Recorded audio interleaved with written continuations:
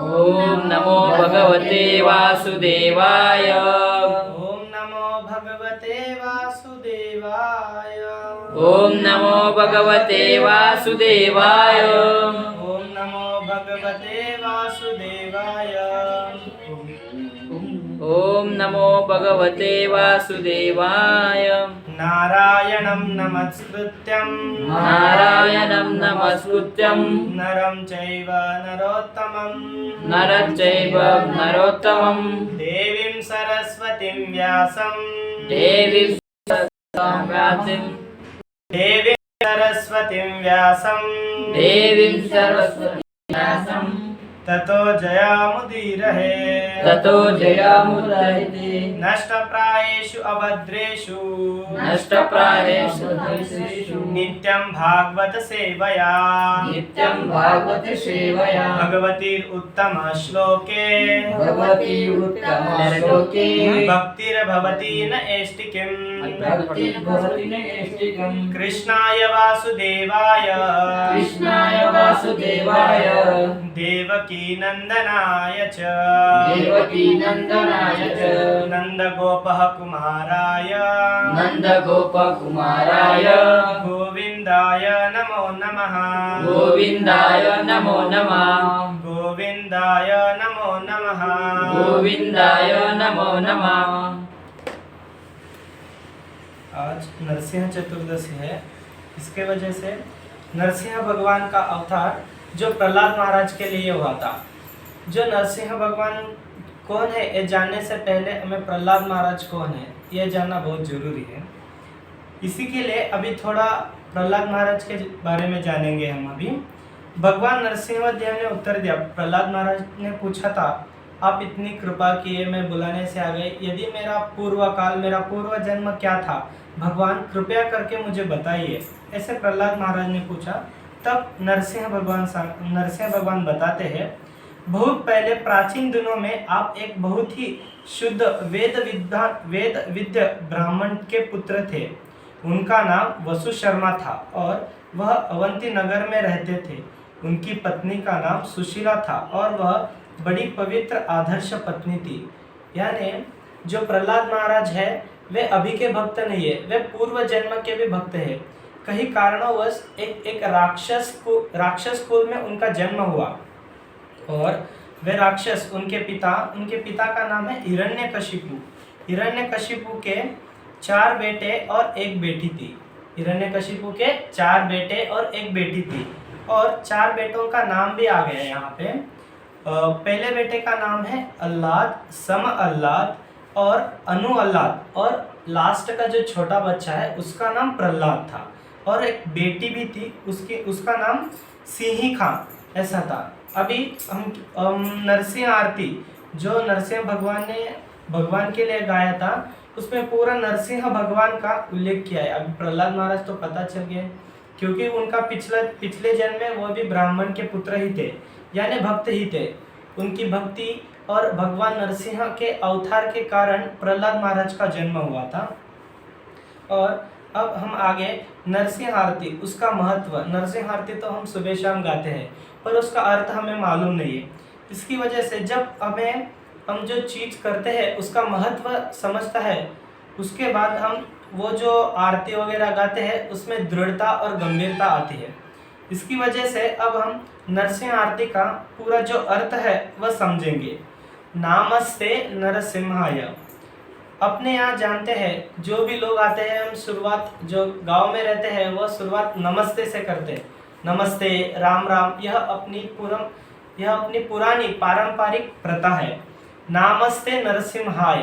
प्रहलाद महाराज जब नरसिंह भगवान के आगे आए थे तब नरसिंह आरती की शुरुआत हुई थी। प्रहलाद महाराज कहते हैं, नामस्ते नरसिम्हाय, हे उग्रवीर महाविष्णु, मैं आपको नमन करता हूँ। ऐसे प्रहलाद महाराज ने यहाँ से उनकी आरती प्रार्थना शुरू की है। यह घटना क्यों हुई है?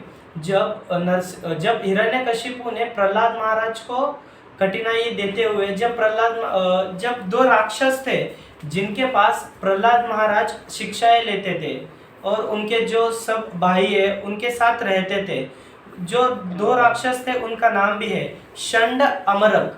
दो राक्षस रहते थे महल में हिरण्यकशिपु के। उनके साथ वो राक्षस ट्रेनिंग देते हैं, राक्षसी ट्रेनिंग। जैसे एक राजा रहता है, उनको उनके बच्चों को क्षत्रिय ट्रेनिंग देते हैं, वैसे राक्षस के जो बच्चे हैं उनको राक्षस की ट्रेनिंग देते हैं। जैसे असुर की तरह बनना है, असुरी वृत्ति करना है। इसकी वजह से उनको ट्रेनिंग दे रहे थे। वो ट्रेनिंग कौन दे रहे थे? वो राक्षसों का भी यहाँ पे पूरा नाम आया है। और पहला राक्षस है षंड और दूसरे राक्षस का नाम है अमरक। यह दो नाम याद रखना है, षंड और अमरक।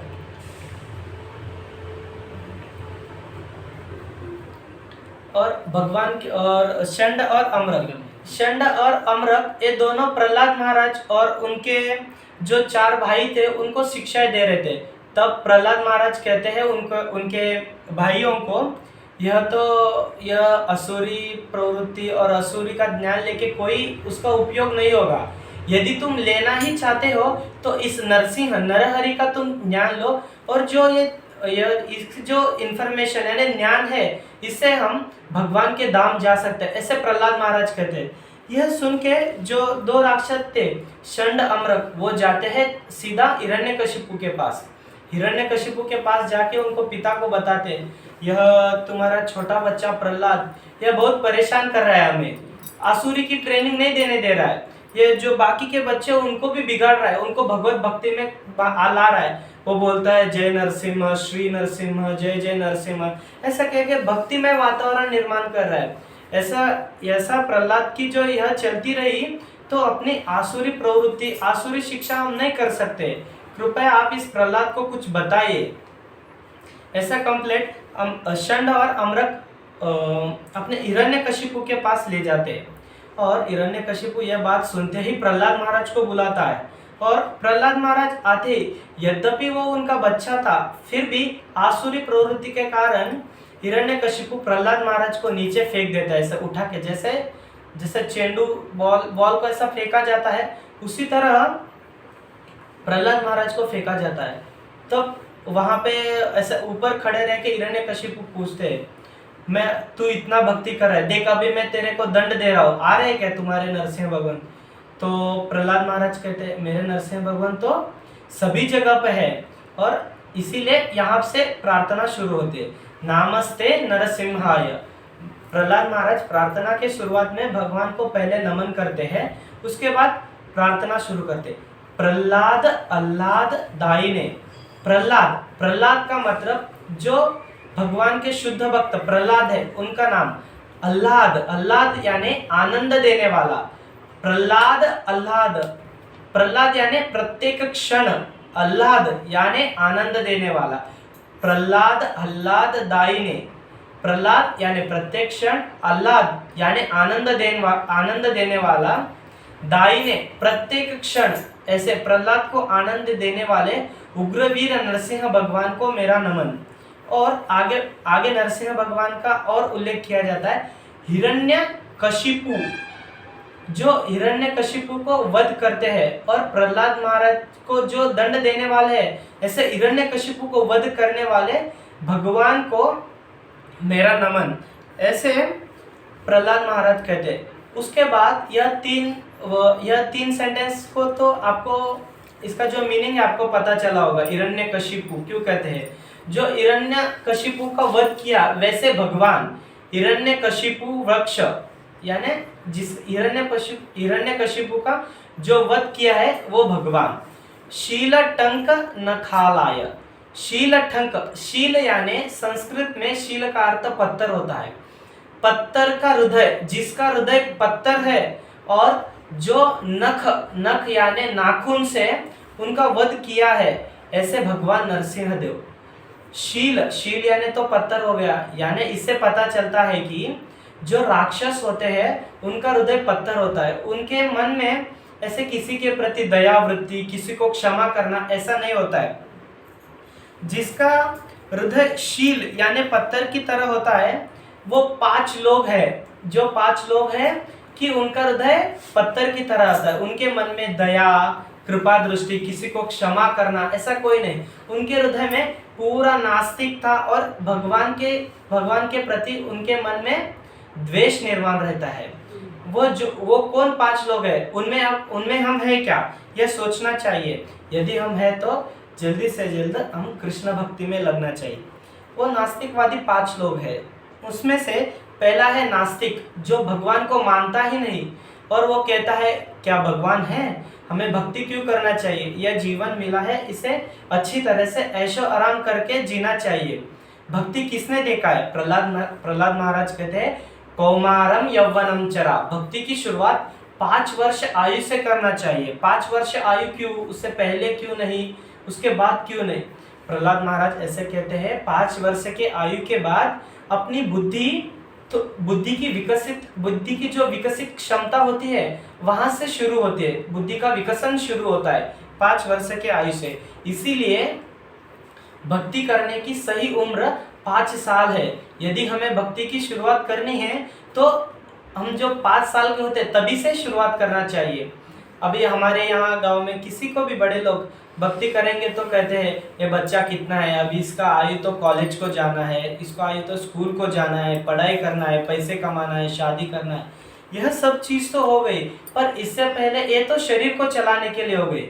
यदि मन और भगवत धाम, इस जो मानव देह अपने को मिला है, इसकी जो पूर्तता और इसका जो देह है वो प्राप्त करने के लिए हमें भक्ति की शुरुआत करनी है। और वो कब से? अपने आयु के 5 साल से भक्ति की शुरुआत करनी है। पहला तो हो गया नास्तिक और दूसरा है मायावादी। मायावादी जो भगवान को निराकार समझता है, भगवान दिखने में ऐसा नहीं है, भगवान तो ओम की तरह है, यहाँ पे लाइट में देखो भगवान दिखते हैं, ऐसे लोगों को निराकारवादी मायावादी कहते हैं। वो माया फैलाते हैं। और तीसरे लोग हैं देवताओं की पूजा करने वाले। देवताओं को ही श्रेष्ठ, गणपति ही श्रेष्ठ, शिव जी श्रेष्ठ। शिव जी गणपति है पर वो भगवान के निजी सेवक है, वो भगवान के शुद्ध भक्त है। उनको भगवान के सामने समझना यह भी एक अपराध है और उससे हम भगवत धाम प्राप्त नहीं कर सकते। वो जो देवी देवता है उनकी प्रार्थना करनी चाहिए, उनके पास जाके भी हमें क्या पूछना चाहिए ये हमें पता होना चाहिए। उनके पास जाके हम पूछना चाहिए कि हमें कृष्ण प्रेम दो, कृष्ण भक्ति दो, हमें धामवास, अधिक से अधिक हमारा जीवन धाम में व्यतीत हो, यह प्रार्थना हम देवी देवताओं को पूछना चाहिए। और चौथा है वैष्णव अपराध। हम वैष्णवों की निंदा नहीं करना चाहिए। वैष्णवों की निंदा इसीलिए नहीं करना चाहिए जैसे कि हमारे पुत्र की निंदा, हमारे पुत्र ऐसा है वैसा है, कोई जो उनके माता के सामने कहेगा तो उनके माता पिता गुस्सा करते हैं। इसी तरह हम वैष्णवों की निंदा कर रहे हैं तो हमें लगता है कोई सुन नहीं रहा है, कोई देख नहीं रहा है, वो भक्त तो नहीं सुन रहा है, हम कहेंगे तो क्या होता है, ऐसा हमें नहीं सोचना चाहिए। क्योंकि भगवान सभी जगह पे है, भगवान के कैमराज, भगवान के दूत सभी जगह पे, सभी कोनों में से, सभी दिशाओं से हमें देख रहे हैं, सुन रहे हैं। ऐसे हमें लगता है कि हमें कोई देख नहीं रहा है। जैसे बिल्ली दूध पीते समय उसे लगता है कि कोई देख नहीं रहा है, यद्यपि वो बिल्ली आंखें बंद करती है इसीलिए उसे लगता है। वैसे ही हम जब पाप करते हैं ना, हमारी प्रवृत्ति बिल्ली की तरह होती है। हम पाप तो करते हैं, हमें लगता है अरे कौन देख रहा है, कोई नहीं देख रहा है, थोड़ी सी पाप किए तो क्या हुआ, इतने भक्ति करते हैं ना हम। हाँ प्रभु जी, समझ में आ रहा है क्या? यस। हमें लगता है मैं इतना भक्ति करता हूँ, जब करता हूँ तो मैं वैष्णव की निंदा करता हूँ। वो प्रभु जी तो अपने सामने नहीं, अभी मैं उनकी निंदा करे तो कौन, भगवान क्या है आके देख रहा है? भगवान तो नहीं है, भगवान तो उस फोटो में लटके है। ऐसा कहा जाता है भगवान के प्रतिमा को भी प्रतिमा नाही तुम्ही साक्षात व्रजेंद्र नंदन। यहाँ पे वो प्रतिमा नहीं है, वो साक्षात भगवान है। जब हमारी सोच इस तरह होती है तब हमारे अंदर जो वैष्णव अपराध की प्रवृत्ति है और जो भगवान के भक्तों के प्रति द्वेष है वो धीरे धीरे कम हो जाता है। इसी की वजह से और पांचवा है भक्ति करने का नाटक। हम भक्ति तो नहीं कर रहे, हम तिलक वगैरह लगा रहे हैं, कंठी पहन रखा है, भक्ति नहीं है। हम भक्तों की निंदा करते हैं और प्रसाद ग्रहण नहीं करते। हमारे मन में भगवान के प्रति प्रेम नहीं है। प्रभु जी समझ में आ रहा है? यस प्रभु जी। जो हम भक्ति कर रहे हैं उसमें रस कैसा आएगा? रस जब आएगा जब हम भगवान के प्रति सुनते हैं। एक बार श्रील प्रभुपाद मायापुर के मंदिर में थे। मायापुर का टेम्पल का तभी इनॉग्रेशन हुआ था, तब राधा माधव डिटीज थे और प्रभुपाद ऐसे बैठे थे भगवान की मुख तरफ देख के, और तब कथा चल रहा था और भगवान का अल्टर ओपन हो गया था। तब 2-4 भक्त लोग उठ के भगवान के दर्शन के लिए गए थे। तब प्रभुपाद ने कथा को वही रोक दिया और कथा का जो पॉइंट था, शीर्षक, वो चेंज कर दिया और प्रभुपाद कहने लगे कि आप इतना अच्छा कथा चल रहा है और कथा में से बीच में उठ के आप भगवान के दर्शन के लिए जा रहे हो। आप यहाँ पे बैठ के गुरु की वाणी नहीं सुन सकते हो, तो जाके वो भगवान का दर्शन करके क्या आपको लाभ मिलेगा। जब आप कृष्ण को कान से दर्शन नहीं करोगे तो इन आंखों में कोई शक्ति नहीं रहेगी। इसीलिए जब भी कथा चलता है, कोई भक्त कहता है, गुरुजन कहता है, कोई वैष्णव कहता है, तब हम हमारे अपने जो काम चल रहा है सब काम छोड़ के कथा में ध्यान से कथा सुनना चाहिए। और दूसरी एक बात है, कथा चलते समय कोई भी जप नहीं करना चाहिए। यदि जप हम कर रहे हैं तो एक तो हम तीन चीज का अपमान कर रहे हैं।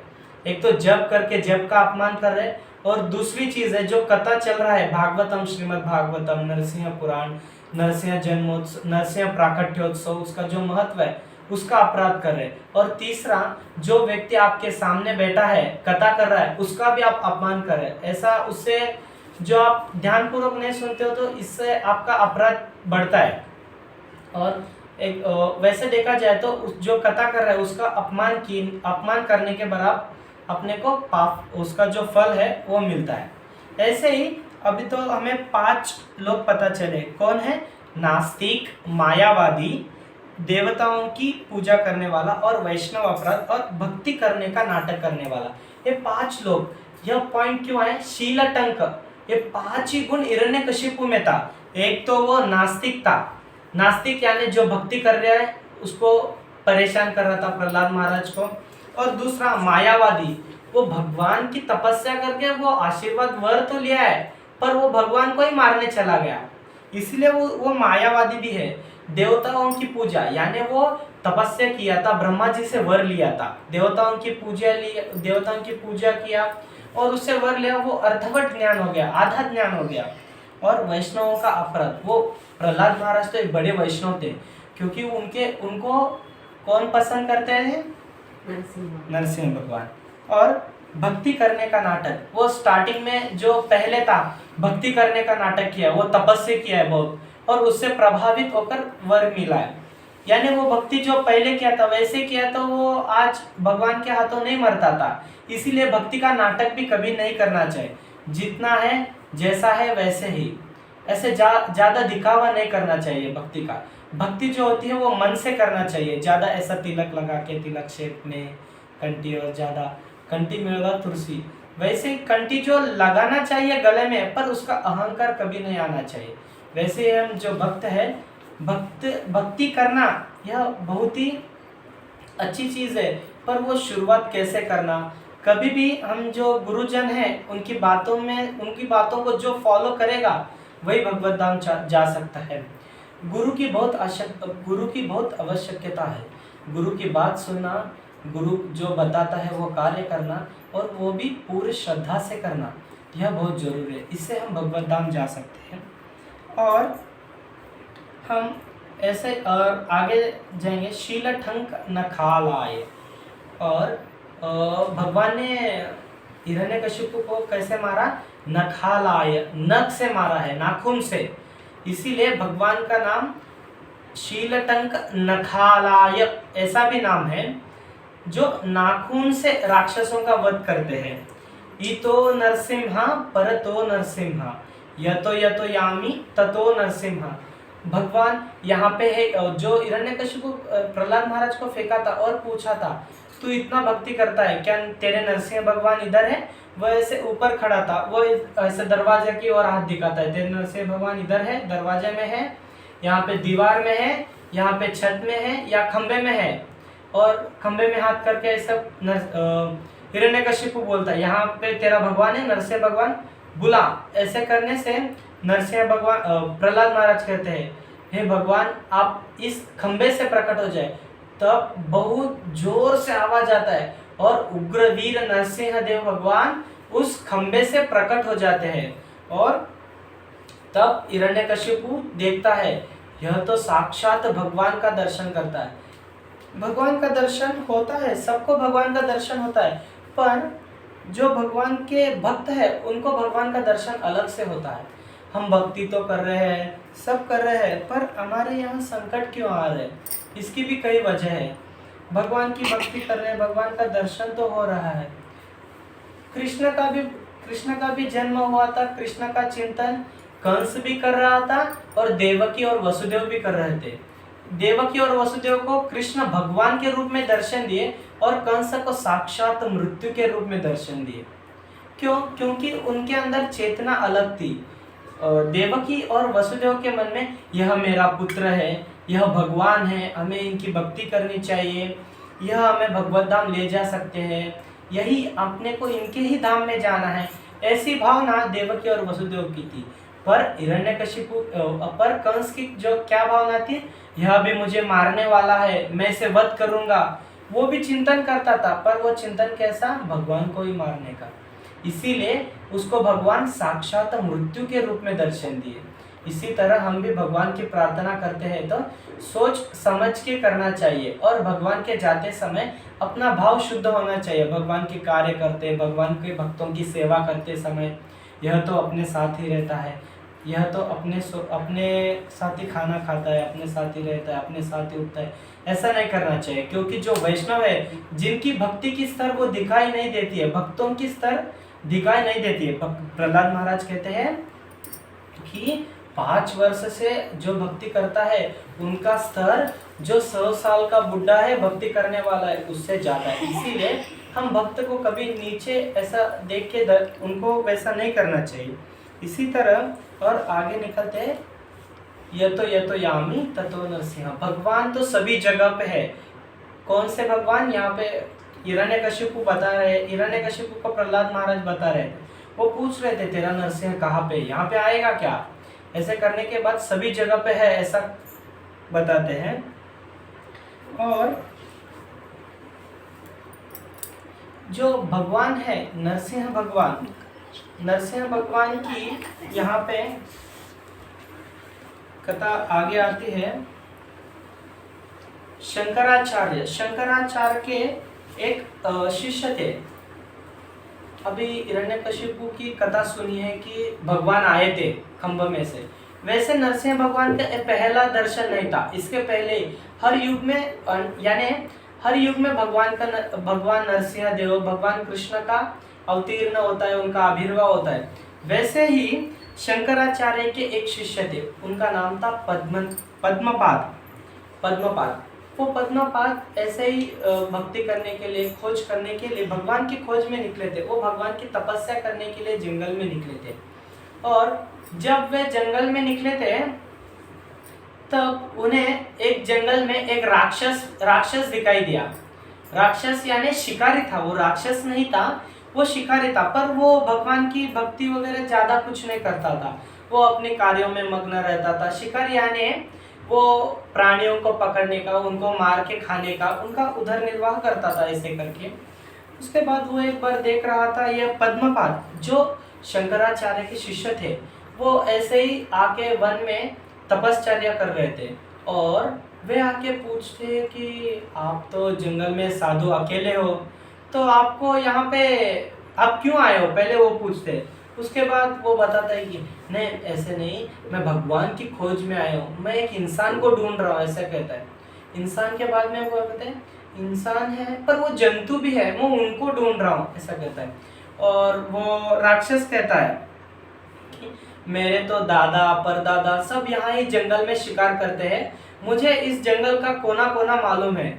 आप क्या करो, वो जो कौन इंसान है मुझे बताओ, मैं आपको ढूंढ के लाके दूंगा, उस इंसान से मिला दूंगा। इस कथा का जो माध्यम है, नरसिंह भगवान साक्षात में दर्शन देते हैं क्या, वो भक्त की रक्षा करते हैं क्या, इस संदर्भ में ये कथा आती है। और क्या होता है, वो आके बताता है। और ये पद्मपाद नरसिंह भगवान का उल्लेखन, यानी नरसिंह भगवान कैसे दिखते हैं, ऐसे फैन बंद करो। ऐसे ही क्वेश्चन उद्धव जी को पूछा गया था। गोपी उद्धव जी को पूछते हैं, जब कृष्ण वृंदावन से द्वारका चले जाते हैं तब उद्धव जी आते हैं। कृष्ण कहते हैं, हे उद्धव देखो, अभी मैं तो वृंदावन से द्वारका आया हूँ, जाके वो वृंदावन के जो गोपियां हैं, वृंदावन के जो ब्रजवासी है और मेरे पिताजी नंद बाबा यशोदा मैया है, उनकी स्थिति क्या है वो देख के आओ। तब यहाँ गोपियां दूर से देखते हैं, उद्धव जी तो कृष्ण के समान दिखते हैं। उद्धव जी कभी कपड़े पहनने के लिए किसी दर्जी के पास जाके कपड़े का नाप देके कपड़े सिला नहीं लेते थे। उद्धव जी भगवान श्री कृष्ण के ही कपड़े पहनते थे और श्री कृष्ण के ही वो जो ज्वेलरी है सब भगवान श्री कृष्ण के ही वो पहनते थे, इसीलिए वो दिखने में भी भगवान श्री कृष्ण की तरह होते हैं। दूर से रथ में आते हैं तो गोपियां देखती है, अरे भगवान श्री कृष्ण ही आ रहे, वो बहुत आनंदित होते हैं। जैसे जैसे नजदीक आते हैं तब पता चलता है कि ये तो कृष्ण नहीं है, उद्धव है। और जब उद्धव नजदीक आता है तो गांव के बाहर ही वो गोपियां रोकती है और पूछती है, अरे तुम क्यों आए हो, कृष्ण कहाँ पे है, कृष्ण कहाँ पे है। ऐसा क्वेश्चन उद्धव जी को कहते हैं। वो स्वागत तो नहीं किए, पहले पूछते हैं कि कृष्ण कहाँ पे है। वैसे ही हमको भी कृष्ण के बारे में जानने के लिए बहुत ही लालसा होनी चाहिए। उसी तरह उसके बाद में उद्धव जी बताते, वरापीडम नटवर वपुवम कर्णयो कर्णकारिकम बृहद्वासम कनक कपिशम वैजयंती च मालाम। बृहद्वासम कनक कपिशम वैजयंती च मालाम। कृष्ण तो है, अभी वहां पे द्वारका में है। कृष्ण कैसे है, बृहद्वासम कनक कपिशम वैजयंती च मालाम। कृष्ण के गले में वैजयंती का माला है। कनक कपिशम वैजयंती च मालाम। कृष्ण के सिर पर मुकुट है, वो भी कौन सा है, जो मोर का मुकुट है और रत्न आभूषणों से है। और उनके जो शरीर पे है जो आभूषण है उसमें पद्मराग मणि भी है और उनके अंग में पीतांबरी वस्त्र है, ऐसे उद्धव जी कहते हैं। उसी तरह ये नरसिंह भगवान का भी उल्लेख किया जाता है। और अब हम उस कथा में जाते हैं पद्मपाद के। और वो राक्षस को ऐसे बताता है कि ये जो इंसान है ना, इसका शरीर आधा नर यानी इंसान का है और ऊपरी का जो हिस्सा है वो नरसिंह यानी सिंह की तरह है। सिंह और नीचे वाला हिस्सा नर, ऊपर का सिंह नीचे का नर, ये दोनों मिलके नरसिंह होता है। इसी तरह ये इंसान कौन है, नरसिंह है। बस इतनी सी बात, नीचे नर ऊपर सिंह। ऐसा जैसे बच्चों को कहा जाता है 2 रुपए का दूध ला और एक चाय पत्ती ला और एक बिस्किट पुड़ा लाओ। छोटे बच्चे को कहा तो क्या कहता है, वो दुकान को जाते समय बात करते चला जाता है, दूध लाना है, चाय पत्ती, बिस्किट, और उसका स्मरण करते करते जाता है। वो दुकान को जाने तक वो बीच बीच में वो कहता जाता है क्योंकि भूल ना जाए। उसी तरह जो उसका जो है था ना, क्वेश्चन पूछा था ना वो शिकारी, वो भी वैसे ही मन में उसका चिंतन वही चलता था, नीचे नर ऊपर सिंह, नर सिंह, नर सिंह, नर सिंह, ऐसा और वो प्रजापति कहता है ये आपको तो बताया नरसिंह को ढूंढना है। यदि तुम नरसिंह वो असुरी कहते, वो जो है था ना वो प्राणियों को मारने वाला शिकारी, वो कहता है कि यदि आप जिस इंसान को पूछ रहे हो यदि मैं वो नहीं लाऊंगा तो मैं अपने आप ही फांसी लूंगा, ऐसा कहता है। ऐसा कहने के बाद ये तो बताता है किसको ढूंढना है, नर सिंह। ऐसा करके वो मन में चिंतन करता है मेरे को किसको ढूंढना है, नर सिंह, नर सिंह।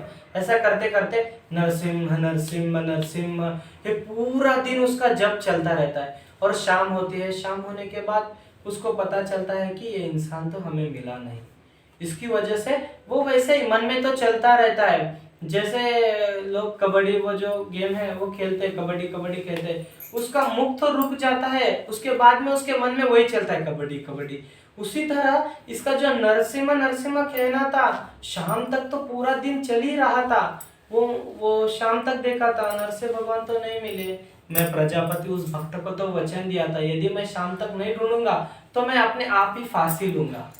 ऐसा वो सोचा था, अभी तो मिला नहीं, अभी मेरे को फांसी लेना चाहिए। वो क्या करता है, एक पेड़ के ऊपर जाता है, उसको रस्सी बांधता है और फांसी की तरह उसे अरेंज करता है। उसके बाद में वो फांसी के इसमें जाल में जाता है। उसके मन में तो नरसिंह नरसिंह चलता है। उसको देखकर नरसिंह भगवान प्रकट हो जाता है। प्रकट होने के बाद भगवान उसको दर्शन देता है। उग्रवीर लक्ष्मी नरसिंह देव भगवान की जय। जय। वैसे नरसिंह भगवान का तो प्राकट्य होता है। वो देख के उसे मालूम नहीं है भगवान आए, उसको याद आता है, अरे नीचे नर ऊपर से नरसिंह आए। वो फांसी छोड़ के वो रस्सी को छोड़ता है, नीचे उतर आता है। नीचे उतर आने के बाद वो जाके भगवान को ऐसे हाथ को पकड़ता है। उसको मालूम नहीं है भगवान है। वो ऐसे ही हाथ लेके वो अपने प्रजापति, वो जो शंकराचार्य के शिष्य थे, उसके पास आता है। ये देखो, आपने जो इंसान बोला है ये मैं लाया हूं। वैसे भगवान भक्त वत्सल, भगवान का दूसरा नाम है भक्त वत्सल, जो भक्तों की इच्छा पूर्ण करते हैं। ऐसे इस परम पवित्र दिवस पे हम भी भगवान नरसिंह को जो प्रार्थना करेंगे आंतरिक मन से, शुद्ध भाव से और भक्तों की सेवा करके जब हम भक्ति करने की शुरुआत करेंगे, तब हमें भी भगवान प्रसन्न होकर ऐसे ऐसे दर्शन देते हैं। बहिर्नरसिंहा हृदयेर्नरसिंहा, बहिर्नरसिंहा हृदयेर्नरसिंहा। बहि यानी बाहर भी, नरसिम्हा हृदय नरसिम्हा, हृदय में भी स्थित है। जब रूप गोस्वामी चैतन्य महाप्रभु को वाराणसी में मिले थे, तब भगवान के पास रूप गोस्वामी 10 दिन थे, चैतन्य महाप्रभु के पास।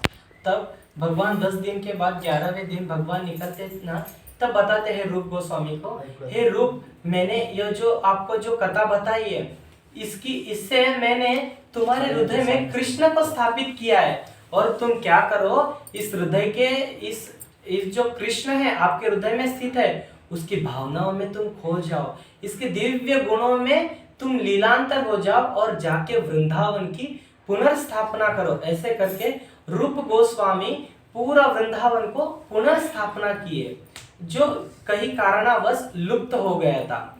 इसी वजह से यहाँ पे प्रहलाद महाराज कहते हैं, नरसिंह भगवान तो हृदय में भी रहते हैं, कृष्ण भगवान तो हृदय में भी रहते हैं। और नरसिंहमदिं शरणं प्रपदे, हमको तो शरण जाना है। किसके शरण जाना है? नरसिंह भगवान के। और शरण जाने का क्या है, जो रूल्स है, वो क्या करना चाहिए हमें? डेली हमें हरि नाम का जप करना चाहिए। वो कैसे? हरे कृष्णा कृष्णा कृष्णा हरे हरे, हरे राम राम राम हरे हरे हरे। इस हरे कृष्णा महामंत्र का हम जप करेंगे तो हम भी प्रहलाद महाराज की तरह भगवान का दर्शन कर सकते हैं और भगवान की जो धाम है गोलोक वृंदावन, इसकी प्राप्ति कर सकते हैं। और हम भी कर सकते हैं। हमें कैसा होना चाहिए? प्रहलाद महाराज की तरह दृढ़ निश्चय होना चाहिए। प्रहलाद महाराज को हिरण्यकशिपु इतना क्रूर से उनको कठिनाई लाता था, तब भी प्रहलाद महाराज भक्ति नहीं छोड़ते थे। यह जो भक्ति का जीवन है, यह जीवन शुरुआत होते ही हमको कठिनाई आते। जब हम कंठी तिलक पहनते थे तो हमारे रिश्तेदार कहते, ये क्या बड़ा भक्त होने लगा है, इसकी आयु क्या है, इनकी तो अभी तो जो टाइम है ये पैसे कमाने का है, ये कि पागल की तरह भक्ति कर रहे हैं, सुबह उठ के जप कर रहे हैं, एकादशी का व्रत पालन कर रहे हैं। कौन देखा है? किसने देखा है भगवान को? भगवान क्या बताए क्या नॉनवेज नहीं खाना है? यह जो मूर्ख लोग होते हैं वो शास्त्र पढ़ते नहीं है, उनको शास्त्र का कोई ध्यान नहीं रहता है, इसीलिए वो ऐसे कहते हैं। प्रहलाद महाराज तो कहते 5 वर्ष से। इसीलिए भक्त को कभी विचलित नहीं होना चाहिए। और जो भक्त के साथ रहते हैं, भक्त के घर में रहते हैं, उनको भी समझना चाहिए यह तो अपनी पूर्व जन्म की सुकृति है, जो हम भगवत भक्त के परिवार में जन्म लिए, इसीलिए हमको भक्ति की शुरुआत करनी चाहिए। और वो भी कैसे, प्रहलाद महाराज की तरह। कितनी भी संकट आए, कितनी भी रुकावट आए, तो तभी भी भगवान की जो भक्ति है हमें नहीं छोड़ना चाहिए और दृढ़ता बढ़ानी चाहिए। जैसे कृंती महारानी कहती है, विपदा संता शश्व तत्र तत्र जगत गुरु। हे भगवान, तुम मुझे क्या करो, संकट के ऊपर संकट दो, वो भी कैसे, एक के पीछे एक, एक के पीछे एक संकट दो, क्योंकि मैं आपकी आराधना करूं, आपका चिंतन करूं। क्योंकि संकट में हम क्या करते हैं, इतना संपत्ति, लोग कहते हैं कि भगवान को किसने देखा, अभी तो पैसा कमाना चाहिए, क्या भगवान रहते हैं क्या। जब बहुत संकट आता है, मृत्यु का स्थल आता है, जब वो बिस्तर पे सोते हैं ना, तब उनके मुख से निकलता है रामा रामा कृष्णा कृष्णा। हमें तब पूछना चाहिए, रामा रामा कृष्णा क्यों करो, क्या भगवान है। जब तुमको संकट आता है तब तुम्हें भगवान दिखाई देता है, और अब जो चल रहा है अभी तो आप नहीं देखते हो, ऐसा नहीं। भक्त कैसा होता है, भक्त संकट में भी भक्ति करता है और संकट नहीं है तो भक्ति करता है। जब भक्त सुख में रहता है तभी भक्ति करता है, जब दुख में रहता है तभी भी भक्ति करता है। इसी तरह प्रहलाद महाराज से यह हमें शिक्षा लेना चाहिए। वो आयु में छोटे थे प्रहलाद महाराज, पर भक्ति और ज्ञान में बहुत ही आगे थे। अभी यह तो नरसिंह का कवच हो गया, नरसिंह कवच स्त्रोत हम कहे हैं। सही में भगवान आके रक्षा करते हैं क्या, यह सत्य घटना है, ये कोई कथा काल्पनिक या नहीं है। इस्कॉन की शुरुआत हुई थी, इस्कॉन की शुरुआत होने के बाद सैन फ्रांसिस्को में, वहाँ पे एक प्रभुपाद के ही शिष्य थे, वो पिताजी देख रहे थे कि अपनी बच्ची गार्डन में खेल रही थी। बच्ची गार्डन में खेलते खेलते वो सीधा ऐसे रोड पे जाती है। यह सत्य घटना है इस्कॉन की, विदेश में। और उनके पिताजी घर के ऊपर थे और नीचे बच्ची तो ऐसे खेलते खेलते रोड पे जाते। रोड पे उस तरफ से एक बड़ा ट्रक आता है। बड़ा ट्रक आते ही बच्ची तो नहीं देखते, वो गेम खेलते खेलते जाते, उस तरफ से ट्रक आता है। ट्रक आने के बाद वो जो बच्ची है उसे ट्रक से ऐसा उड़ाने उतना ही डिस्टेंस रहता है, ऊपर से उसके पिताजी देखते हैं, वो भागते भागते नीचे आते। वो भागते आने तक ट्रक उधर से वो बच्ची को उड़ा कर जाता है। बच्ची छोटी थी और वो देखता है कि उधर देखे तो बच्ची नहीं, बच्ची आके यहाँ गार्डन में गिरती है। ट्रक तो यहाँ पे रोड पे जा रहा था, गार्डन तो साइड में था। बच्ची बेहोश हो गई। वो उनके पिताजी बिल्डिंग के ऊपर से देखते, नीचे आने के देखने के बाद तो बच्ची तो यहाँ पे नहीं है, यहाँ गार्डन में किसने लाया, यहाँ पे तो कोई नहीं था। ये नरसिंह भगवान का साक्षात्कार था। वो बच्ची तो बेहोश हो गई थी और उसके बाद में उसको अस्पताल में भर्ती किया जाता है। अस्पताल में भर्ती करने के बाद अपने यहाँ जैसा केस पेपर रहता है, वहाँ भी वैसे बताना रहता है क्योंकि ये बच्ची को क्या हुआ है, किस लिए बेहोश हुई, क्योंकि छोटी बच्ची थी। उनके पिताजी कहते हैं ऐसे ऐसे वो गेम खेलते खेलते रोड पे जाते हैं और उसको ट्रक ने उड़ाया। उसको देखने के बाद लड़की के यहाँ तो कुछ ऐसा खून भी कुछ नहीं था, कुछ घाव ऐसे कुछ भी नहीं था। एक ही घाव था, उसके कमर पे नरसिंह भगवान के नाखून का निशान था। वो लड़की अभी भी है, उनको हम जाके देख सकते हैं। और वो लड़की बेहोश तो हो गई, वो लड़की होश में आ गई। डॉक्टर वगैरह सब चेकअप किए, सब चेकअप में रिपोर्ट सब नॉर्मल आए। वो डॉक्टर उनके जो नर्स रहते उनको पूछते इस लड़की का रिपोर्ट लाओ। रिपोर्ट देखते हैं तो सब नॉर्मल थे, लड़की को तो कुछ हुआ नहीं, जस्ट वो बेहोश हुई थी। और वो लड़की भगवान नरसिंह की बहुत शुद्ध भक्ति थी। वो लड़की ऐसे ही छोटी थी, उसको पता नहीं वो क्या कह रहे। जैसे आप भी अभी नरसिंह कवच मंत्र कह रहे, यदि यह तो आप पहली बार सुनो होंगे। इसी तरह हम जो भक्तिमय कार्य करते हैं, हम अभी भी अच्छी तरह से यहाँ पे अभिषेक किए, हमको लगता है ये क्या घर में अभिषेक कर रहे हैं, ये तो अपना ही दूध है, अपना ही पानी है, ये तो अपने ही प्रभु जी है, ये तो अपना ही कार्य है, उनको कुछ काम नहीं इसीलिए किया है। ऐसा नहीं है।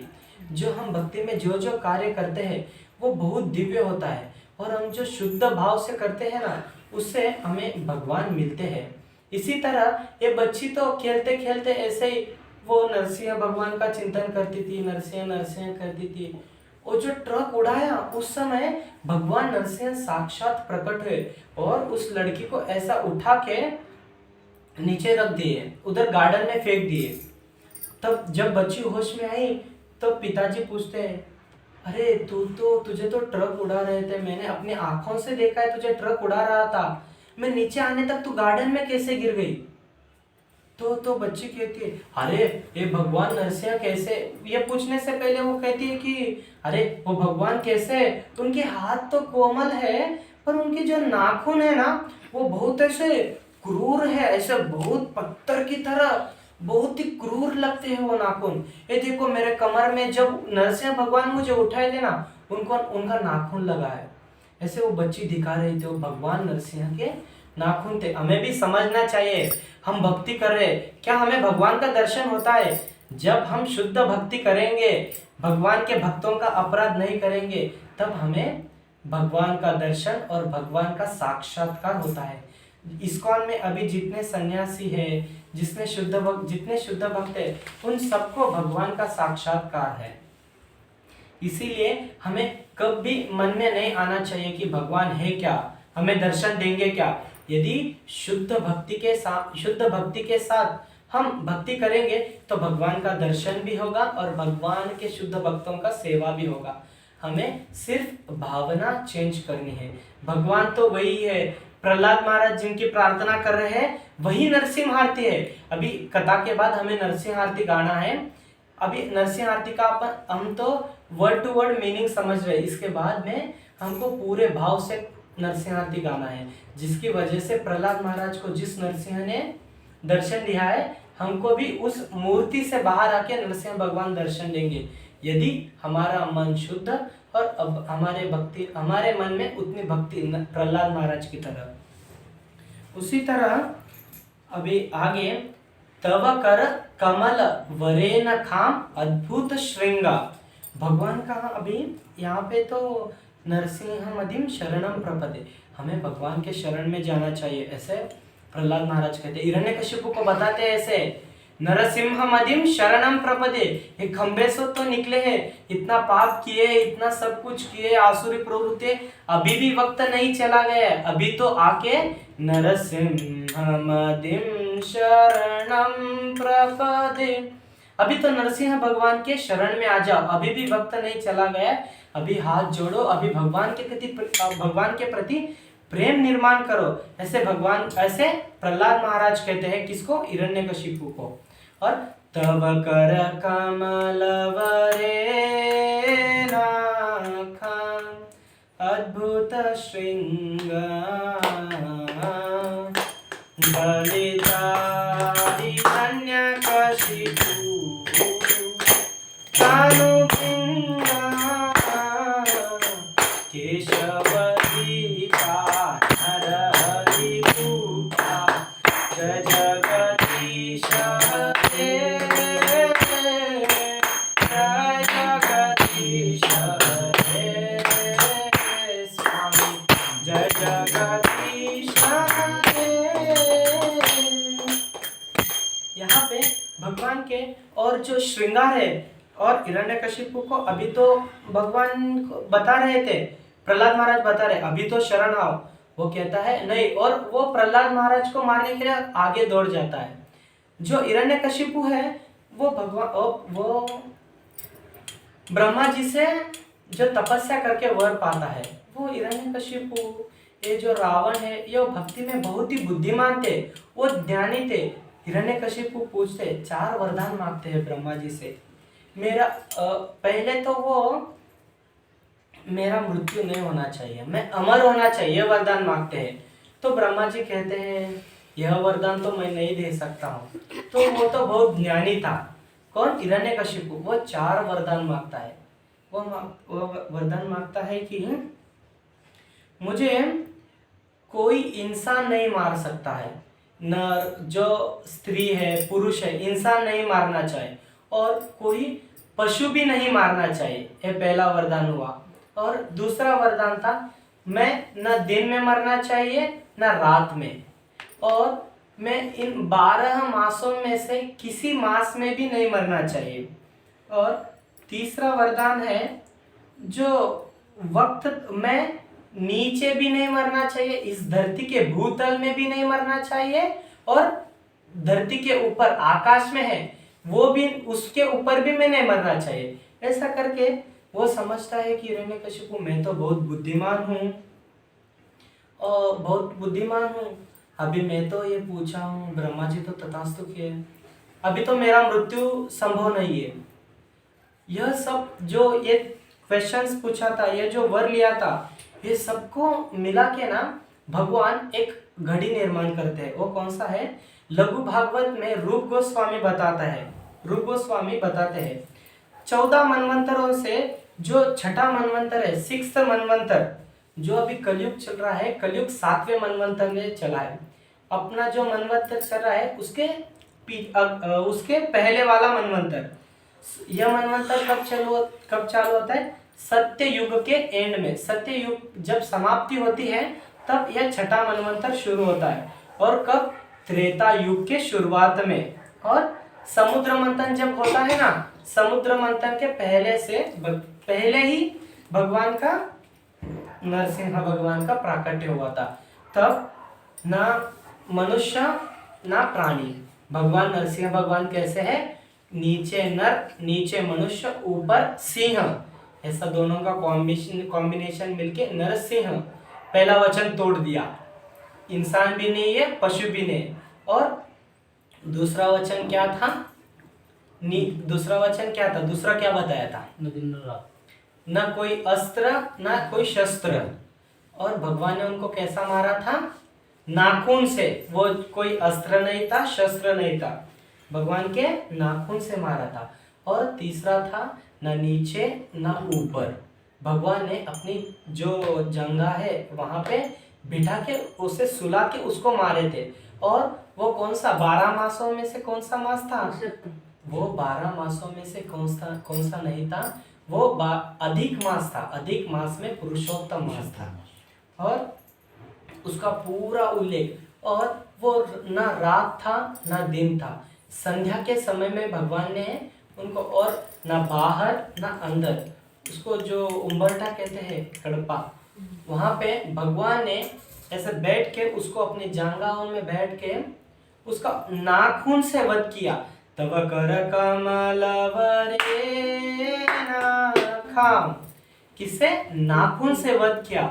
अद्भुत श्रृंगम, भगवान के गले में तो कोई माला नहीं थी, भगवान ने क्या किया? वो जो हिरण्यकशिपु को फाड़ा था, उसकी जो अंदर के जो पार्ट्स थे उसका ही हार बना के अपने गले में पहने थे। और भगवान का जो रूप था वो उग्र रूप था, उसको देख के सब लोग डर गए। दलिता हिरण्यकशिपु तनु भृंगम, उसको जो नरसिंह भगवान हिरण्यकशिपु को ऐसा फाड़ते हैं तब सभी देवता यह तो युद्ध देखते हैं। देवताएं कहाँ से देखते हैं? ऊपर से बादल में ऐसे छुप कर देखते हैं, क्योंकि यह युद्ध बहुत देर तक चलती है। और यह युद्ध कुश्ती युद्ध रहता है, भगवान और हिरण्यकशिपु ऐसे कुश्ती पकड़ के खेलते हैं। इसी तरह ये युद्ध होने के बाद बहुत देर चलता है। जब हिरण्यकशिपु की पूरा शक्ति खत्म होता है तब भगवान लेके उसका वध करते हैं। दलिता हिरण्यकशिपु तनु भृंगा केशव धृता नरहरि रूपा, तब भगवान का अवतार कैसा होता है? केशव धृत नरहरि रूप, उनका रूप नरहरि, यानी जो नरसिंह है उनका दूसरा नाम है नरहरि। नरहरि रूपा जय जगदीश हरे, जो भगवान के 10 अवतार है, 10 अवतार जो मेन 10 अवतार कहे जाते हैं, उसमें से एक अवतार है नरहरि रूप, केशव धृता नरहरि रूपा। ऐसे इस तरह भगवान की स्तुति हमें आज के दिन करना चाहिए, और प्रहलाद महाराज ने आज के दिन शुरुआत की है। और ये जो नरसिंह आरती है, हम कहते हैं ये जो बहुत सिंपल लगता है, ये नरसिंह आरती कहीं क्यों जाती है? इस्कॉन में तो सब कीर्तन होने के बाद दिन में बहुत बार यह नरसिंह आरती गाया जाता है। क्यों गाया जाता है? जब इस्कॉन की शुरुआत हुई थी प्रभुपाद विदेश में गए थे, पहला टेम्पल ओपनिंग किया था, और तब सैन फ्रांसिस्को में रथ यात्रा थी। प्रभुपाद बहुत बीमार थे। बीमार होने के कारण प्रभुपाद मंदिर में रुके थे, रथ यात्रा चल रही थी, और प्रभुपाद के साथ कई उनके भक्त थे। प्रभुपाद तो यहाँ पे उनकी बीमार की वजह से वो आराम कर रहे थे, और मंदिर में कोई विदेशी लोग ऐसे बॉम्ब फेंकते हैं, धाड़ ऐसा आवाज आता है। तब प्रभुपाद कहते हैं कि प्रभुपाद नरसिंह भगवान का फोटो अल्टर में रखते हैं। वो तो विदेशी लोग थे, उनको पता नहीं ये नरसिंह कौन है, ये तो किसी जानवर की तरह दिखता है। विदेशी लोगों को तो कुछ पता नहीं। हमारा जो जीवन है, हमारा वो जो ये जो जन्म है, बहुत ही उच्च कुल, यानी हम भारत में जन्म लिए हैं, इसीलिए हमको सब भगवान पता है। वो जो विदेशी है ना, उनको भगवान कौन है ये पता नहीं है, इसके लिए वो समझ रहे थे ये नरसिंह भगवान को देख के कि ये तो एक जानवर है, जानवर की फोटो अल्टर में क्यों लगाना चाहिए भगवान। तब प्रभुपाद बताते हैं यह तो नरसिंह भगवान है, इनका दर्शन मात्र से अपना दिन शुभ होता है, अपना जीवन शुभ होता है, अपने भक्ति में शुद्धता आती है। और ये भगवान कौन है? उग्रम वीरम महाविष्णुम ज्वलंतम सर्वतोमुखम नरसिंहम भीषणम भद्रम मृत्युम नमाम्यहम्। इनका अवतार देख के साक्षात मृत्यु भी भयभीत होता है। जब इस्कॉन मंदिर में संकट आते थे, तब प्रभुपाद ने नरसिंह भगवान का फोटो अल्टर में रखना शुरू कर दिया। तब से हम हमारे जो इस्कॉन है ना, उसमें नरसिंह आरती गाया जाता है। हमें पता होना चाहिए हम इस्कॉन में हैं, यह नरसिंह आरती क्यों गाया जाता है, यह स्तुति क्यों है, प्रभुपाद ने इस नरसिंह आरती पे इतना जोर क्यों दिया है। यह नरसिंह आरती यह मामूली नहीं है, इसको गाने से हमें भगवान का दर्शन होता है। इसीलिए हमें इसे भक्ति पूर्वक जो नरसिंह आरती है इसे गाना चाहिए। ऐसे भगवान नरसिंह देव का प्राकट्य हुआ था। हमें भी शुद्ध भक्ति करके प्रहलाद महाराज की तरह यह जो नरसिंह भगवान का है दर्शन करना चाहिए। उग्रवीर लक्ष्मी नरसिंह देव भगवान की जय। श्रील प्रभुपाद की जय। श्रील गुरुदेव की जय। जय।